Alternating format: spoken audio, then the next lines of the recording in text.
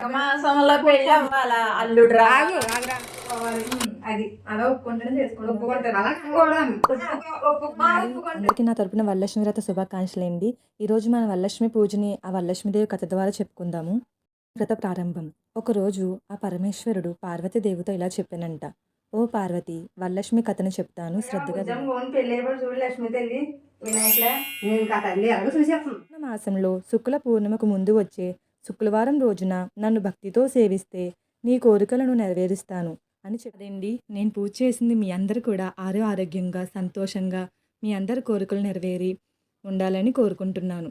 మీ అందరి ఆశీర్వాదం కూడా నా పైన ఉండాలి. సాయంకాల సమయములో సంధ్యాదీపారాధనలో వచ్చెను తల్లి వరలక్ష్మి, వచ్చెను తల్లి వరలక్ష్మి. వజ్రకిరీటం చూడండి, ముద్రాలహారం చూడండి, నాగభరణం చూడండి, మంగళ రూపం కనరండి.